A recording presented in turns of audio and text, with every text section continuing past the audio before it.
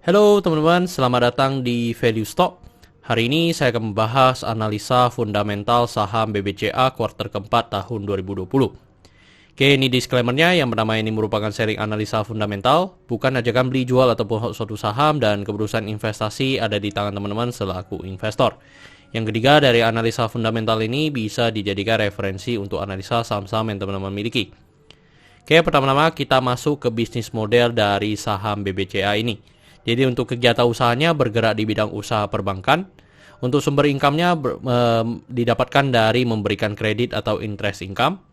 Untuk segmen usaha atau marketnya di Indonesia, dan mereka memiliki 4 segmen, yaitu corporate, komersial, UMKM, sama consumer. Terus untuk terkait kasus hukum, saat saya membuat video ini saya tidak menemukan adanya kasus hukum yang terkait dengan BBCA. Untuk kepemilikan sahamnya dimiliki oleh Dwi Muria sebesar 54,94%, dan sisanya dimiliki oleh masyarakat sebesar 45,06%. Dan kalau kita lihat dari segi pendapatannya dari 2014 sampai dengan 2020 cukup konsisten mengalami kenaikan, dan kenaikannya sebesar 2,5%. Dan dari segi net profitnya juga konsisten mengalami kenaikan, dan 2019 dengan 2020 mengalami penurunan sebesar 5,2%. Dan ini terjadi karena force major ya teman-teman, yang dimana di masa pandemi.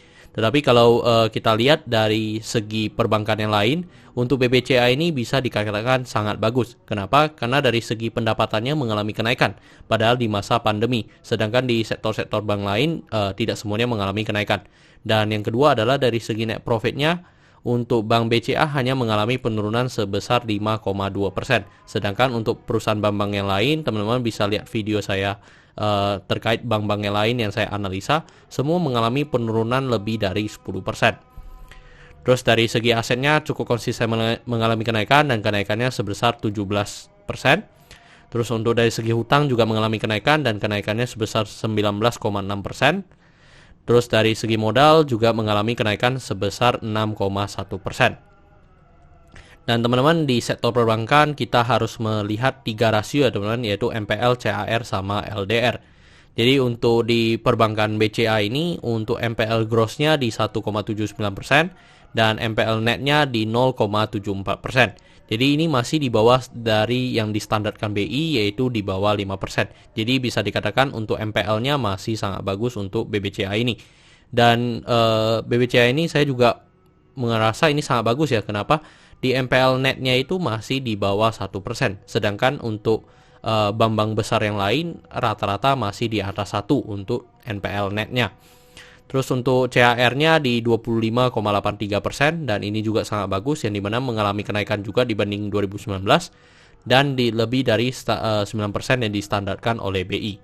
Terus untuk LDR di 2019 sebesar 80,47%, tetapi di 2020 hanya sekitar 65,77%. Jadi sebenarnya ini adalah loan to deposit ratio ya teman-teman, yang dimana pinjamannya hanya 65% dari yang deposit masuk. Dan ini menurut saya sangat bagus di masa pandemi seperti sekarang, yang dimana di masa pandemi untuk orang gagal bayar hutang akan sangat tinggi. Jadi untuk MPL-nya bisa mengalami kenaikan jika LDR-nya di atas 90%. Tetapi BCA mungkin udah antisipasi ya teman-teman. Jadi mereka lebih selektif lagi dalam memberikan kredit kepada nasabahnya. Jadi itu menurut saya ini kesan yang bagus ya teman-teman untuk LDR-nya.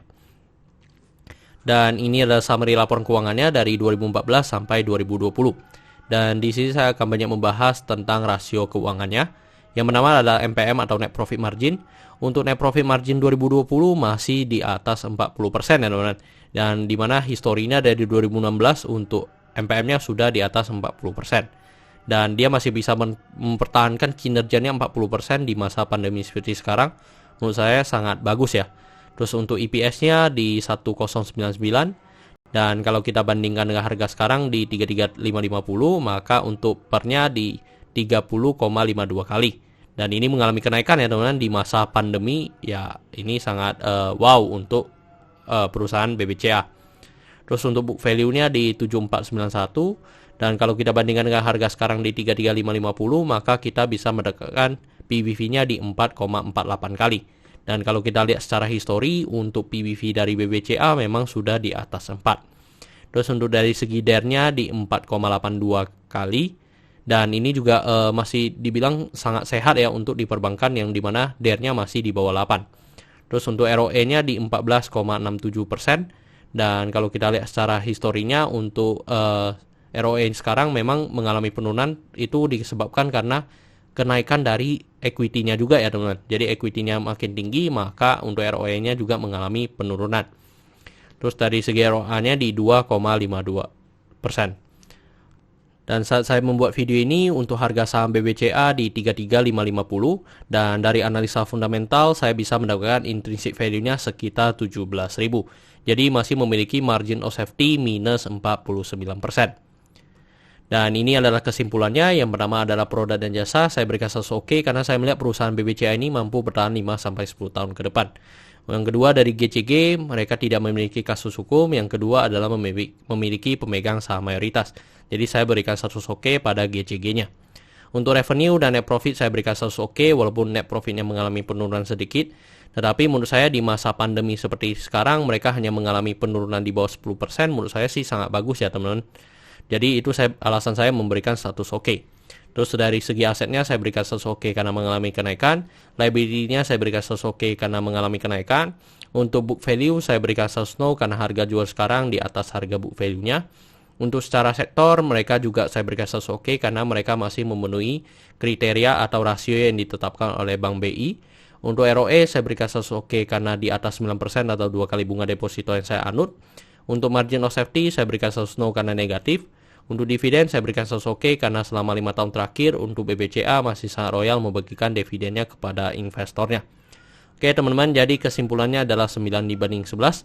Dan pertanyaannya adalah apakah saya akan membeli saham BBCA ini? Untuk sementara tidak ya teman-teman, karena secara fundamental memang sangat bagus, tetapi secara valuasi mereka sudah sangat over value.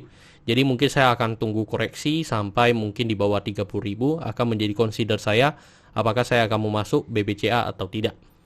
Oke teman-teman, saya rasa cukup sekian untuk video kali ini. Jangan lupa untuk like dan subscribe. Jangan lupa juga untuk follow saya di Instagram saya di royken13. Dan jika teman-teman ada kode saham yang ingin saya buatkan analisa seperti ini, silahkan tinggalkan di kolom komentar untuk kode sahamnya. Dan teman-teman, saya ada buat grup Telegram juga, grup Value Stock. Jadi teman-teman bisa join grup ini. Untuk linknya saya taruh di deskripsi di bawah. Oke teman-teman, see you in the next video. Bye-bye.